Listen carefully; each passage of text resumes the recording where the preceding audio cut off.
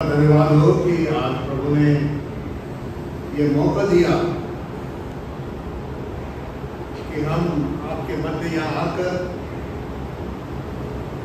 आराधना में शामिल हो सके और नगल की आराधना में शामिल हो सके,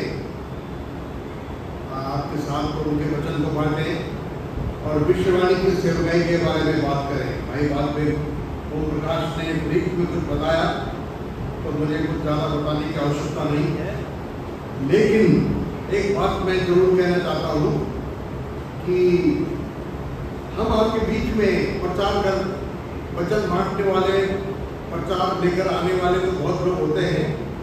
हम आपके बीच में मिनिस्ट्री लेकर आए हैं और आपको मिनिस्ट्री देने के लिए आए हैं, आपको मिनिस्ट्री में सहभागी बनाने के लिए यहाँ पर आए हैं ताकि आप प्रभु की सेवकाई के लोग बने। चर्च का पैसा, आपकी टाई, भंडार जो चर्च का है उससे नहीं लेना है विश्वाणी को, लेकिन ओम प्रकाश भाई ने एक बात कहा कि जो घर के हमारे बड़े बनते हैं, बड़ी छोटी सी बात सुननी गई, छोटा छोटा बजट जो घर के बनते हमारे, रेंट है, राशन है, उसी में से एक बजट का आपको होना चाहिए सुसमाचार का बजट, छोटा सा, ताकि आप उसको एक अलग करके और उस बॉक्स में डाल सकें। अगर यदि प्रभु आपको अगुवाई दे तो आप एक गांव भी गोद ले सकते हैं।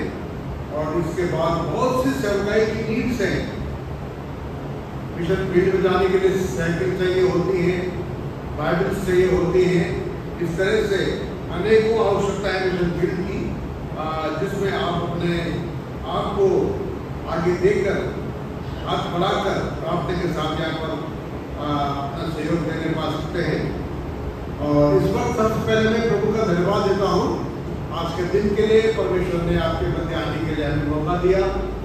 और मैं, मेरी पत्नी की सामने बैठी है और कुछ हमारे सहकर्मी यहाँ पर हैं और हम रहते हैं फरीदाबाद में, लेकिन हमें बताया गया कि आप यहाँ पर चर्च है विश्ववाणी के संडे के रूप में, और दो चर्च है यहाँ पर, इधर भी है उधर भी एक चर्च है, तो हमारे कुछ लोग वहाँ भी चर्च में गए हैं अभी मिनिस्ट्री शेयर करने के लिए।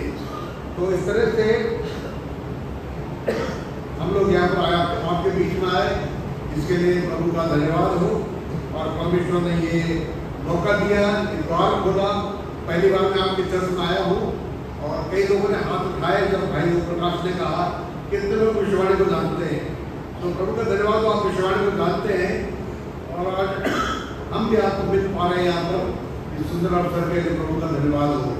और खासकर मैं पासवान साहब के लिए और उनकी चर्च कमेटी है, उनको भी धन्यवाद देना चाहता हूँ कि आपने हमें यह अवसर दिया कि हम आपके बीच में आकर यहाँ पर प्रभु के वचन की सेवा करें और आपके साथ आप फेलोशिप कर सकें। क्षमा कीजिए, आपके साथ में बांटना चाहता हूँ प्रभु के वचन से थिस्सलुनीकियों की पत्री, पहला थिस्सलुनीकियों उसका अध्याय 1 से पेज नंबर 281 पर मैं आपको लेके जाना चाहता हूँ। और यहाँ पर पौलुस थिस्सलुनीकियों की कलीसिया से बात कर रहा है कि थिस्सलुनीकियों एक राजधानी है, एक नगर है। मकेदोनिया जो प्रांत है, मकेदोनिया प्रांत की जो राजधानी है वो थिस्सलुनीकियों के है। और वहां पर कुछ वर्षों तक पौलुस ने रहकर सेवा की, और जब उसने सेवा की उसको बहुत संघर्ष करना पड़ा, विरोध करना पड़ा, लेकिन उसकी सेवकाई के द्वारा वहां परमेश्वर ने उन लोगों को बहुत आशीष दी। वे लोग बहुत कुछ वहां पर वचन के द्वारा और उसकी सेवकाई के द्वारा, उसके व्यक्तिगत जीवन को देखने के द्वारा और पवित्र आत्मा की जो वहां उपस्थिति रही उनके बीच में, उसके द्वारा वो लोग बहुत कुछ बन पाए। उन्हीं बातों पर हम यहाँ पर कुछ बातों पर ध्यान देंगे, लेकिन यह शुरुआत में कहता है, याद कर रहा है अपने दिनों को। 3 पद में कहता है, अपने परमेश्वर और पिता के सामने तुम्हारे विश्वास के काम, प्रेम का परिश्रम और हमारे प्रभु यीशु मसीह में आशा की दृढ़ता को लगातार स्मरण करते हैं। मैं तुमको बराबर याद करता हूं वो कलीसिया कि वो किस प्रकार से प्रेम के काम करते हैं और परिश्रम करते हैं प्रेम में और विश्वास के काम करते हैं। फिर हम विश्वासी हैं लेकिन हम विश्वास से काम नहीं कर पाते, लेकिन यहाँ पर उनके लिए स्पेशल लिखा है तुम्हारे विश्वास के काम, तुम्हारा प्रेम का परिश्रम, जो आत्मिक परिश्रम हमारा। मेरे प्रिय मसीह में आए, आराधना की, चले गए, अगर हमारे अंदर मन में प्रेम नहीं उमड़ रहा है मसीह के लिए, मसीह के लोगों के लिए, मरती हुई आत्माओं के लिए और प्रभु के राज्य की बढ़ोतरी के लिए, इसके मतलब भी अभी कहीं ना कहीं हम जो है प्रभु के राज्य से बड़े दूर हैं। अगर हम प्रभु के राज्य के अंदर हैं तो उसके राज्य के लिए, उसके राज्य में हम हमेशा जागृत रहेंगे, तत्पर रहेंगे, भरपूर रहेंगे।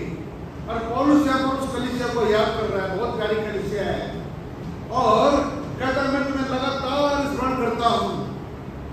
आज परमेश्वर हमें यहाँ पर इस सेंट फ्रांसिस चर्च, जो सेवाई का चर्च है, आपके मध्य लाया है, और प्रभु का धन्यवाद। ये कलीसिया एक प्रभु की प्यारी कलीसिया है और सर्वदा प्रभु का कार्य, प्रभु का विश्वास आपके मन में प्रेम, आपके मन में उसकी आशा की धीरता, अर्थात आशा के साथ, धीरज के साथ उसकी आशा में आप जो है बने हुए हैं। चाहे परिस्थितियां कुछ भी क्यों ना हो आपकी, लेकिन आप उसमें बने हुए हैं। कहता मैं उसको स्मरण करता हूं। आपके क्या पोजीशन है, आप थोड़ा इन वचन के प्रकाश में देखिए अपने आप को। और फिर यहाँ पर कहता है ये परमेश्वर के लोगों तुम जो चुने हुए हो, क्योंकि हमारा सुसमाचार तुम्हारे पास न केवल समुद्र मात्र में ही वरन सामर्थ और आत्मा में और बड़े निश्चय के साथ पहुंचा है। और जैसा तुम जानते हो कि हम तुम्हारे लिए तुम्हारे बीच में कैसे बन गए थे। जब पौलुस उनके बीच में था, अभी वो उनके बीच में नहीं है, अभी कहीं दूसरी कलीसिया में है, जहां वो चर्च बना रहा है, जहां वो आराधना करा रहा है, जहां वो सोल बनिंग कर रहा है, जहां वो प्रभु के घर को बना रहा है। अब वहां से जब उसको चिट्ठी मिली और जब तीमुथियुस और पौलुस को समाचार मिला कि वहां पर लोग किस प्रकार से मसीह में बन रहे हैं, बढ़ रहे हैं, तो बड़ा आनंद मिला उसको। अब मैं तो यहाँ पर आज पहली बार आया, लेकिन हमें हमारे भाई मिस्टर ओम प्रकाश, रेवरेंड ओम प्रकाश यही रहते हैं और इस चर्च के मेंबर है, आते रहते हैं यहाँ पर। तो मैं कभी कभी उनसे हालचाल मिलते हैं। और अगले पिछले ट्यूसडे को मैं बात कर रहा था, तो बहुत तारीफ कर रहे थे हमारे चर्च में, वहाँ पर किस प्रकार से आराधना होती है, कितने लोग आते हैं, कैसे लोग जो है वहाँ पर आराधना में शामिल होते हैं। तो बड़ा अच्छा लगा। हम हर जगह नहीं जा सकते, लेकिन एक दूसरे को सुनने के द्वारा हमें हर एक कलीसियाओं के बारे में और प्रभु के लोगों के बारे में जो जानकारी मिलती है, बड़ा आनंद मिलता है। और यहाँ पर पौलुस कह रहा है कि जो हमारा सुसमाचार तुम्हारे पास पहुंचा वो शब्द में नहीं आया खाली। ये प्रभु का काम जो है शब्दों का नहीं है। बाइबल कहती है शब्द मारता है, लेकिन आत्मा क्या करती है, जिलाती है। आत्मा क्या करती है, जिलाती है। कहता जब हमारा संदेश तुम्हारे पास आया, वो मात्र शब्द में नहीं था, वो आत्मा में था। मेरे प्रियो, प्रभु चाहता है कि उसकी आत्मा हमारे हृदयों में राज करे। जब प्रभु की आत्मा हमारे मनों में राज करेगी, हमारे जीवन में राज करेगी, तो उसका आत्मा हमसे बात करेगा। प्रभु परमेश्वर आत्मा है और बाइबल कहती है वो चाहता है आत्मा सच्चाई में उसकी आराधना करे। और बाइबल ये भी कहती है कि जिसमें मसीह का आत्मा नहीं, वो मसीह का जन नहीं। तो मेरे प्रियो, प्रभु का आत्मा सब कुछ रोज हमसे बात करे, हमारे हृदयों को और परिपूर्ण करे। आज की इस इतवार के दिन में, इस प्रभु के दिन में, यदि कहीं पर यदि हम अपने आप को खाली देख रहे हैं, प्रभु से दूर देख रहे हैं, आत्मा के बिना देख रहे हैं, हो सकता है हम अच्छी बाइबल पढ़ ले, हम गीत भी गा रहे हो, हर संडे चर्च में आ रहे हो, लेकिन आज तक ये जीवन में अनुभव नहीं आया। प्रभु चाहता है आज के प्रभु के दिन में आप एक नए व्यक्ति बनकर, एक नई ताजगी के साथ, एक नई डेडिकेशन के साथ, प्रभु के साथ बनकर यहाँ से आगे जा सके। कहता है हमारा सुसमाचार तुम्हारे पास मात्र शब्दों में नहीं आया, बल्कि वो आत्मा के द्वारा आया, वो निश्चय के साथ आया। निश्चय के साथ और कुछ नहीं आता। दुनिया में जो कुछ आता है उसमें निश्चय नहीं होता है, लेकिन जो कुछ हमारे पास प्रभु यीशु मसीह के नाम में आता है, जो कुछ हमारे पास पवित्र आत्मा की सहायता से आता है, वो बड़ा निश्चय उसमें होता है। निश्चय, हाँ प्रभु ने मेरे पाप क्षमा कर दिए। निश्चय, अब मेरा प्रभु मुझको लेने के लिए दोबारा आने वाला है। क्या है? निश्चय। We should have a definite decision, है ना? कॉन्फिडेंस होना चाहिए हमारे अंदर, एश्योरेंस होना चाहिए। निश्चय के साथ आया। हम जो प्रभु के लोग हैं, हमारे पास एक निश्चय हो कि मेरे पास प्रभु का जीवन है, मेरे पास जीवन मतलब यीशु मसीह है जो जगत का उद्धार करता है। और जब पौलुस ने ये बात यहाँ शुरू की कि मैं कैसे तुम्हारे पास आया, उसने याद किया कैसे वो लोग हैं, तो अब उनके लिए यहाँ पर कुछ एविडेंस बता रहा हूं उनको कि उनके बीच में क्या काम हुआ। पहले पढ़ेंगे 9 पद को। यहाँ पर पद 9 में लिखा है, क्योंकि वे आप ही हमारे विषय में बताते हैं कि तुम्हारे पास हमारा आना कैसे हुआ, तुम कैसे मूर्तों से परमेश्वर की ओर फिरे ताकि जीवित और सच्चे परमेश्वर की सेवा करो। मेरे भाई बहनों, तुम कैसे जीवित परमेश्वर की ओर फिर गए। यहाँ पर लिखा है मूर्तों से, लेकिन तुम कैसे जीवते परमेश्वर की ओर फिर गए। अपने पापों से, संसार से, अपनी दुनियादारी से, शारीरिक लालसाओं से, अभिलाषाओं से प्रभु की ओर फिरना बहुत जरूरी है। यीशु मसीह जब आए और प्रभु यीशु से पहले जब यूहन्ना आया, उन्होंने भी यही प्रचार किया कि मन फिराओ क्योंकि स्वर्ग का राज्य निकट है। वही बात प्रभु यीशु मसीह ने कही, मन फिराओ क्योंकि स्वर्ग का राज्य निकट है। हमें चीजों से फिरकर अपने मसीह की ओर आना है। देखिए, जब इंसान एक बच्चा पैदा होता है और जब वही बच्चा बड़ा होता है, जवान होता है, वो जब पैदा होता है उसका फेस कहाँ रहता है, उसका चेहरा कहाँ रहती है, उसकी दृष्टि कहाँ रहती है, संसार में रहती है। वो दुनिया को देखता है, वो लोगों को देखता है, वो संसार को देखता है। लेकिन जब किसी के जीवन में यीशु मसीह आता है, जब किसी का मसीह के साथ एनकाउंटर होता है, फिर उसका जीवन बदल जाता है। फिर वो शाऊल नहीं, वो पौलुस बन जाता है।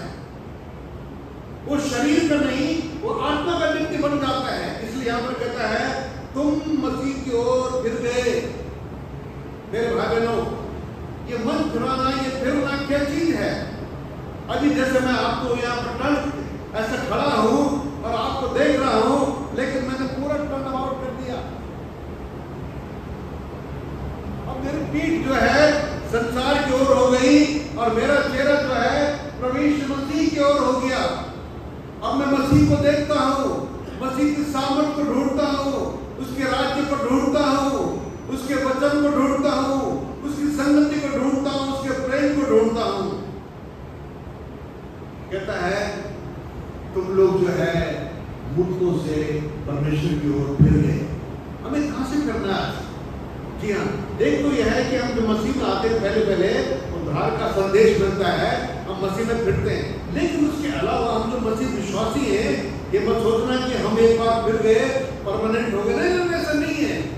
यीशु मसीह स्वर्ग में जाने के बाद भी अपनी कलीसिया को बोला।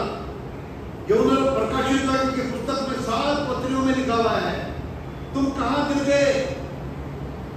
किसी को कहा तुम्हारा प्रेम ठंडा हो गया, किसी को कहा तुम जो है दूसरी चाल चलने लगे, तुम जीवित तो कहलाते हो लेकिन तुम मरे हुए हो। किसी को कहा तुम बड़े धनवान हो गए हो लेकिन तुम अभी भी कंगाल हो। एक ही बात प्रभु ने कही, मन फिरा और क्या कहा, मेरे पास लौटा। तो मन फिरा और मेरे पास लौटा। मेरे प्रियो, ये मन फिरने का जो काम है एक दिन का नहीं है। हम जब गिरते हैं तुरंत मन फिराना है। तुम्हारा क्रोध लिखा है सूर्य अस्त होने तक उसके बाद ना रहे।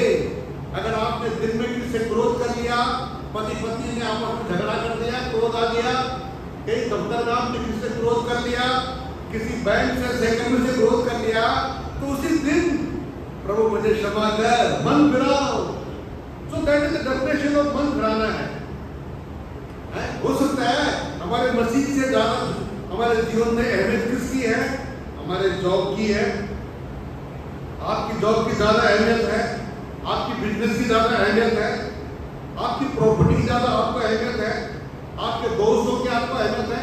कभी कभी हम अपनी ही अहमियत ज्यादा समझ लेते हैं, इससे पहले कि हम प्रभु की अहमियत अपना ज्यादा भला देखते हैं। मेरा कैसे भला हो, कैसे मैं बढ़िया खाऊं पीऊं पहनूं, कैसे बढ़िया जीऊं, अपनी अहमियत ज्यादा। लेकिन मेरे प्रभु का क्या हो रहा है? मेरे प्रभु का राज्य के लिए क्या सोच रहा हूं मैं? यहाँ तो मैं टेम्परेरी हूं। सो इसलिए कह रहा है इन चीजों से मन फिराओ, लौटाओ। जो चीज प्रभु के स्थान पर लेकर बैठ गई हमारे जीवनों में, हमें उससे मन फिराना है। क्या आपकी डिग्री ने प्रभु के स्थान ले लिया? क्या आपकी नौकरी ने प्रभु के स्थान ले लिया? क्या आपके बॉयफ्रेंड ने प्रभु के स्थान ले लिया? या आपके गर्लफ्रेंड ने प्रभु के स्थान ले लिया? आपके दोस्त ने प्रभु के स्थान ले लिया? कहता है मन फिराओ और लौटाओ। कहता है तुम कैसे उनकी ओर फिरे और जितने परमेश्वर की सेवा की तुमने प्रभु की स्तुति। दूसरी बात यहाँ पर हम क्या देखते हैं? नबल की कलीसिया एक मन फिराई हुई कलीसिया है। तो मेरे भाई बहनों, आज के दिन अगर कहीं पर भी आपको दिखता है कि मुझे मन फिराना है, जाने से पहले थोड़ा मन में सोच लीजिए, मुझे आज मन फिराना है। May the Lord bless you from these words, है ना? अब यहाँ पर एक दूसरी बात करता है, पद 6 को मैं आपके सामने पढ़ रहा हूँ। तुम बड़े क्लेश में पवित्र आत्मा के आनंद के साथ और वचन को मानकर हमारी और प्रभु की सी चाल चलने लगे। क्या तो पौलुस कह रहा है, तुम हमारी और प्रभु की सी चाल चलने लगे। न बल्कि प्रभु की चाल चल रहे हो, बल्कि हमारी सी चाल चलने लगे। पौलुस एक अपने लोगों के बीच में एक आदर्श था, एग्जाम्पल था। वो कुरिन्थियों को भी लिखता है तुम मेरी सी चाल चलो, वो फिलिप्पियों को भी लिखता है तुम मेरी सी चाल चलो, फिर वो यहाँ फिलिप्पियों को भी लिखता है तुम हमारी सी चाल चलने लगे। मेरे प्यारे भाई बहनों, हमें किसकी चाल चलना है आज इस संसार में? संसार में बहुत से दुनिया के मॉडल्स हैं, आदर्श है लोगों के। तो कोई हीरो है, हीरोइन है, कोई क्रिकेटर है, कोई कुछ है, कोई कुछ है, कोई नेता है, कोई पास्टर है, बड़ा पादरी है, मनुष्य है। लेकिन हम किसकी चाल चल रहे हैं? पौलुस कहता है तुम मसीह की सी चाल चलो, क्योंकि मैं मसीह की चाल चलता हूं। तुम प्रभु की सी चाल चलने लग गए, है ना? एक पद है मेरे यहाँ पर, पहला यूहन्ना अध्याय 2 पद 6। जो कोई ये कहता है कि मैं उसमें बना रहता हूं, उसे चाहिए कि आप भी वैसा ही चले जैसा वो चलता था। जैसा हमारा मसीह यीशु चलता था, यह बाइबल कहता है वो भी वैसा ही चले, है ना? एक बच्चा होता है जब छोटा, तो पहले तो उसको घुटने पे चलता है, फिर माँ बाप उसको उंगली पकड़ के चलाते हैं, है ना? जब वो बड़ा होता थोड़ा, तो धीरे धीरे जो है माँ बाप की क्या करने के लिए जाता हो, कॉपी करने लग जाता है ना। पापा जैसे चलते हैं, मम्मी जैसे काम करती है, ऐसे बच्चे माँ बाप की कॉपी करते हैं। और होता भी क्या है कि जब वो और बड़े होते हैं तो उनकी कई चीजें उनके अंदर ऑटोमेटिक आ जाती है। उनका स्टाइल, उनकी लैंग्वेज, उनकी शैली ऑटोमेटिक ऑटोमेटिक उनमें आ जाती है। हम मसीह के लोग हैं, हमको प्रभु यीशु मसीह की चाल चलना है। क्या लोग हम में देखते हैं मसीह यीशु को? हमारा प्रभु यीशु मसीह कैसे चला? क्या वो प्रेम हम में देख रहे हैं? क्या वो धीरज हम में देख रहे हैं? वो प्यार लोगों के लिए, वो लोगों के लिए पैशन, मरती हुई आत्माओं के लिए पैशन लिखा है। भीड़ को देखकर उसको तरस आ गया उनके ऊपर, तरस से भरा हुआ प्रभु। हमारा प्रभु चाहता है हम उसकी सी चाल चले, क्षमा करने वाली चाल।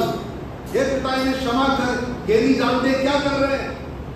कभी कभी हम लोगों को माफ नहीं कर पाते हैं, मन में बढ़ा रहता है। अगर हम बाहर से कितनी बढ़िया ड्रेसअप कर ले, हमारा मन अगर प्रभु के सामने शुद्ध नहीं है तो हमारी आराधना खातिर नहीं होगी।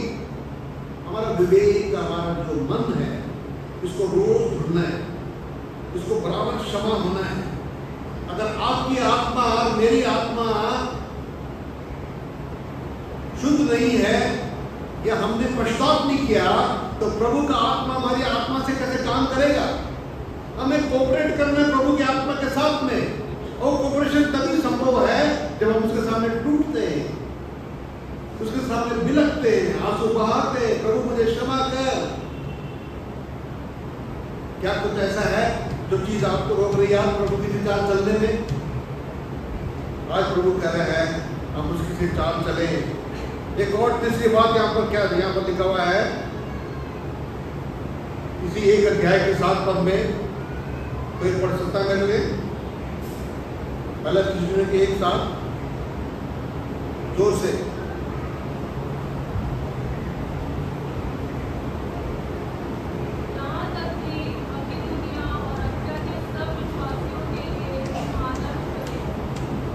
यहाँ तक कि तुम मध्य दुनिया और सारे विश्वासियों के लिए,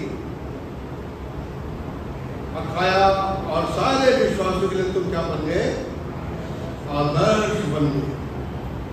मेरे प्रियो, ऐसी सुंदर कलीसिया आई है, आदर्श कलीसिया, मॉडल चर्च है। प्रभु ऐसा आदर्श हमको देखना चाहता है। ये चर्च जो है, ये चर्च आपका भी नहीं है, मेरा भी नहीं है। एक्चुअली ये चर्च, ये कलीसिया जो है प्रभु की देह है। ये दुल्हन है उसकी, ये प्रभु की दुल्हन है। अभी शादी नहीं हुई है, अभी दूल्हा आने वाला है। ये दुल्हन तैयार हो रही है। दुल्हन, क्या कोई अपने दुल्हन में कोई त्रुटि देखना चाहेगा? कोई दूल्हा ऐसा कोई होता है? You want to see a perfect bride for himself.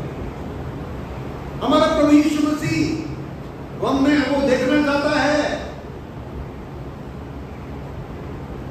आदर्श कलीसिया, जिसके अंदर मसीह आदर्श हो, जिसका आदर्श मसीह जीवन हो। कहता है तुम जो है यहाँ तक कि मध्य दुनिया और अख्या के सब विश्वासियों के लिए आदर्श बन गए। इधर भी उधर भी, चारों ओर, न बल्कि अपने शहर के अंदर मध्य दुनिया तक और विश्वासियों के लिए। कभी कभी हम अपने चर्च के जो अंदर मेंबर है, हम उन तक ही नहीं बन पाते, है ना? हाथ मिलाया, उसके बाद बाय कर दिया हमने। लेकिन इधर तुम सबके लिए आदर्श बन गए। Such a great church, such a great testimony. मेरे प्रियो, प्रभु चाहता है आप में एक आदर्श कलीसिया बने, एक आदर्श विश्वासी बने, जिसके अंदर मसीह यीशु की जो है सारी बातें उसको भरी हुई हो, जिससे मसीह यीशु का स्वभाव भरा हो, मसीह का प्रेम भरा। आदर्श क्या होता है? जो दूसरे को, जिसको लोग फॉलो करते हैं ना, उसको तो आदर्श बोलते हैं। मतलब कोई ऐसा है जो आपको फॉलो कर रहा है। अगर आप आदर्श बन गए तो मतलब लोग जो है आपको नहीं, मतलब आपके द्वारा मसीह को फॉलो कर रहा है ना? मसीह यीशु कैसा देखना चाहता है, ऐसा किसी को कोई फॉलो कर रहा है आपके द्वारा से, आपकी कलीसिया के द्वारा से, हमारे द्वारा से। प्रभु चाहता है हम ऐसे आदर्श बने। प्रभु को चाहता है आपकी कलीसिया, हमारी कलीसिया ऐसा आदर्श बने। यहाँ पर एक पद है पौलुस तीमुथियुस को लिखता, देखिए पहला तीमुथी उसका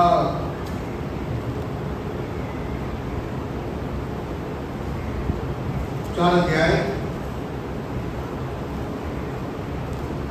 पहला तीमुथी 4 अध्याय पद 12 हम पढ़ेंगे।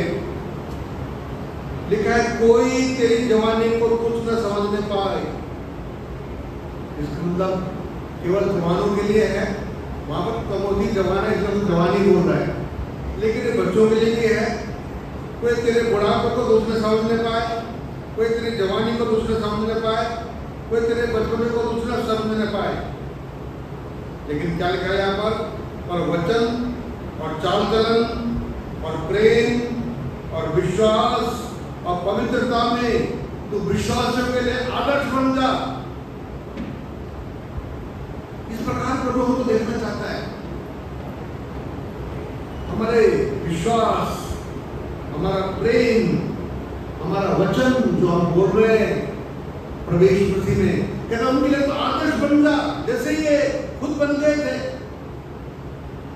इस वीडियो में लिखा है कि तुम्हारे विश्वास जो है, विश्वास के कामों के बारे में हम सुन रहे हैं। क्या आज लोग कह सकते हैं कि सेंट फ्रांसिस चर्च के लोगों के विश्वास के काम, प्रेम का परिश्रम, आशा की दृढ़ता में आप लोग बने हुए हैं?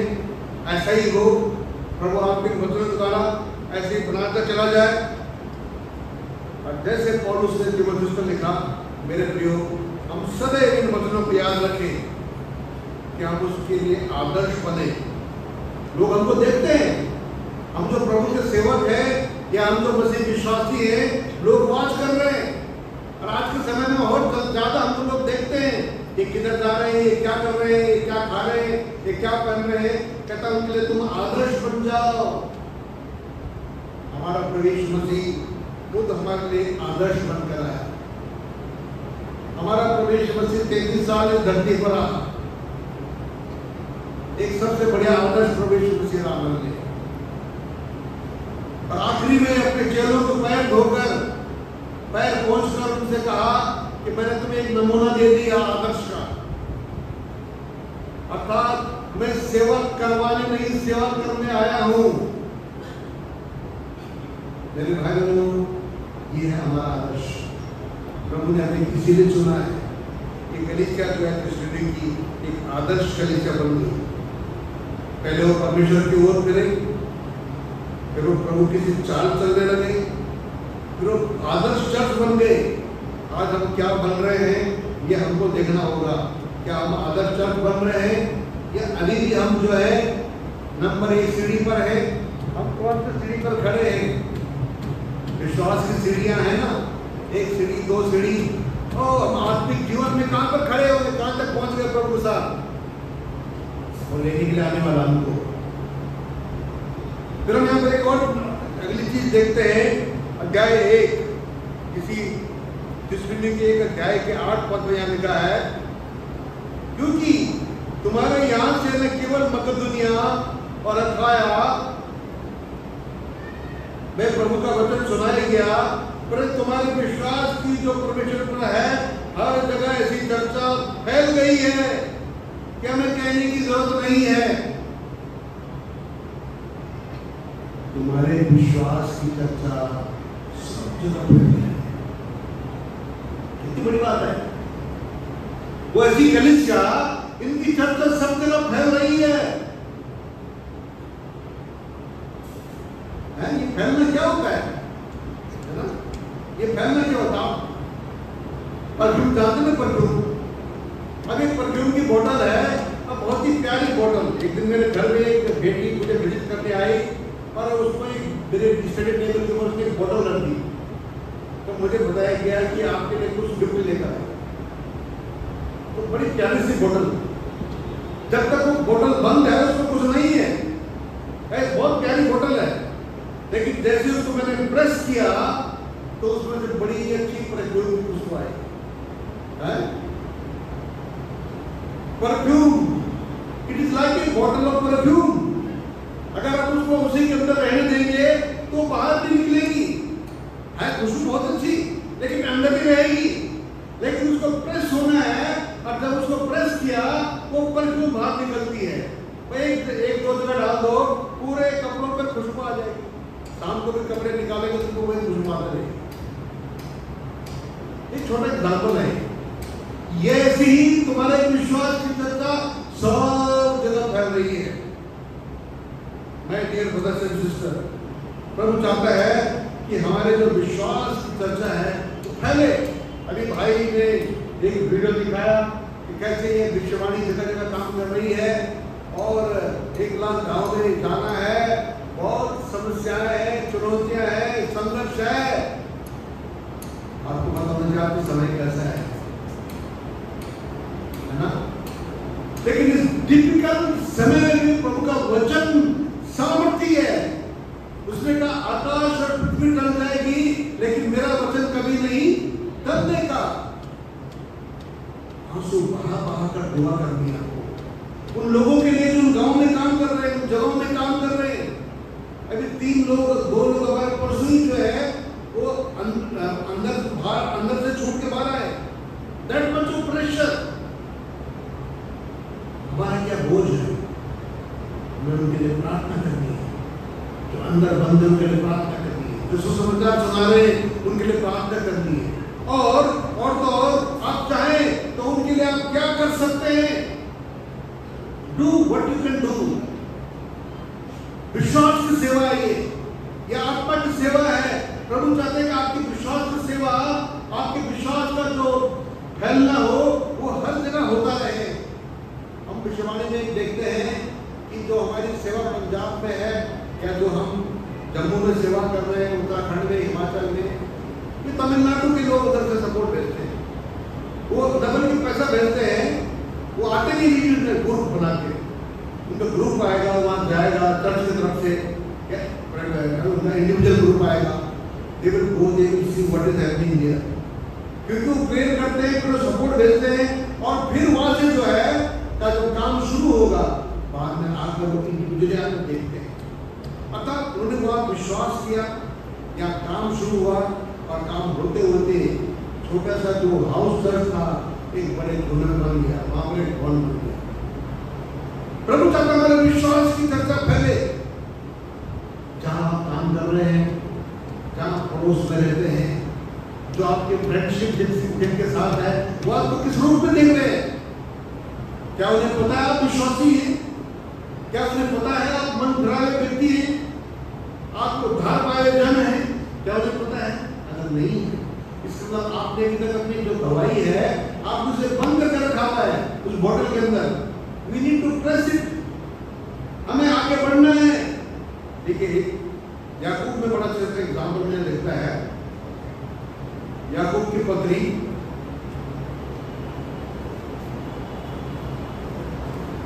और उसका अध्याय 2, याकूब 2, यहाँ पर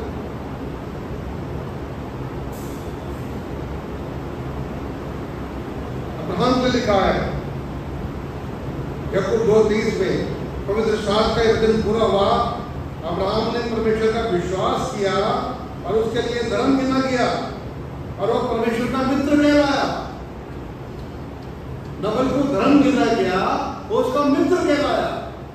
प्रियो, हम जब विश्वास में मसीह के साथ चलते हैं, जब पवित्र आत्मा की संगति में, पिता परमेश्वर की संगति में और पुत्र की संगति में घनिष्ठता से रहते हैं, तो हम उसके साथ फेलोशिप कर पाते हैं। कहता है वो परमेश्वर का मित्र कहलाया। मित्र क्या होता है? जिगरी यार होता है ना, दिल का, आप अपने मन की बात शेयर कर सकते हैं। प्रभु आपका मित्र बनना चाहता है। हो सकता है कई बात आपके दिल में ऐसी जो आप किसी को शेयर नहीं कर पा रहे हैं, या फिर अपने पड़ोसी को, अपनी माँ बहन को भी शेयर नहीं कर पा रहे हैं, अपने पिता को शेयर नहीं कर पा रहे, but you can share everything to our lord. वो मार्था और मरियम के समान जो उनके चरणों में उंडेल दी, ऐसे आप ऐसे शेयर कर सकते हैं साथ में। वो मित्र बनना चाहता है। तो अब्राहम ने विश्वास किया, उसके लिए धर्म गिना गया। फिर एक जगह यहाँ और लिखा हुआ है, उसको परमेश्वर ने कहा अपने बेटे को बलि करके चलाने का ले जा। 21 पद में लिखा है, अब्राहम ने अपने पुत्र इसहाक को वेदी पर चढ़ाया, तो क्या यह कर्मों से अधिक धर्मी नहीं ठहरा? उसको बोला तू अपने बेटे को चढ़ा मेरे लिए, और उसके बाद जो है उसने चढ़ाया, अब धर्मी के नाते। मेरे भाई बहनों, परमेश्वर कहे कि हम जो है प्रभु के इन वचनों में पाए जाए, और ये जो विश्वास के काम है हमारे, वो विश्वास से जो उनके विश्वास की तरफ हर जगह फैल रही है। तो यहाँ पर कुछ लोग हैं, 14 पद में लिखा है, जो विश्वास ही है लेकिन काम नहीं करते, तो विश्वास जो है उद्धार रहित है। फिर 17 पद में लिखा है, वो विश्वास मरा हुआ है। तो प्रभु करे कि हमारे काम विश्वास के काम हो। फाइनली जो बात मैं आपको बताना चाहता हूँ, यहाँ पर 1 अध्याय के 10 पद में, ये कलीसिया जो है ये प्रभु की बाट जोने वाली कलीसिया है। Waiting for the Lord. हमारा प्रभु हमको लेने के लिए आने वाला है। मुझे पता टाइम हो रहा है, मैं छोड़ने वाला हूँ, आप लोग निश्चित रहिए, हमारा प्रभु आने वाला है। जब प्रभु आएगा उस टाइम थोड़ी बोलेंगे प्रभु जी हम थोड़ा वेट कर लो, हम तैयार नहीं है। क्या लिखा है कि वो कलीसिया है जो बाट जो रही प्रभु की, और इसी बात को तीतुस लिखता है अपनी पत्री में, है कि तुम उसके बाट जोते रहो। 2 अध्याय के 13 पद में इसी बात को यहूदा लिखता है कि तुम दया से उसकी बाट जोते रहो। बाट जोने वाली कलीसिया, मन कराने वाली कलीसिया, प्रभु की चाल चलने वाली कलीसिया, उसके आदर्श, प्रभु के लिए आदर्श बन गए वो कलीसिया। फिर उनकी गवाही की चर्चा, उनके विश्वास की चर्चा सब जगह फैल गई, और मसीह की बाट जो हुई। क्या हम ऐसी कलीसिया बन सकते हैं? आइए हम बात करें। थोड़ी देर अपनी आंखें बंद करें, अपना मन, अपना जीवन हम प्रभु के हाथों में समर्पित करें। हो सकता है आपने किया, पहले किया है, लेकिन आज कहीं पर भी अगर आपको खालीपन दिख रहा है, आप अपने अंदर एम्प्टीनेस देख रहे हैं, मेरे भाई मेरे बहन, प्रभु को अपना मन दे दीजिए। कहता मन फिरा मेरे पास लो, तुमने मन फिराया मूर्तों से और तुम जीते परमेश्वर की सेवा करें। आज आइए हमारे, ताकि हम मन फिराएं, हम उसके लिए आदर्श कलीसिया बन जाएं, आप एक आदर्श विश्वासी बन जाएं, आपकी गवाही और आपके विश्वास की चर्चा जगह जगह फैल जाए। ऐसा विश्वासी, ऐसी कलीसिया प्रभु इस सेंट फ्रांसिस चर्च को बनाए। प्रभु जी धन्यवाद इस समय के लिए। थोड़ी देर जो वचन बोया गया, बांटा गया, प्रभु इस पर आपके आशीष। फिर लोग जो यहाँ बैठे, प्रभु आप हर एक को अपने आत्मा के द्वारा, अपने वचन की सामर्थ्य में छूकर अधिकारी से और बहुतायत से अपनी बीमारी को इस्तेमाल करें। प्रभु यीशु मसीह के नाम से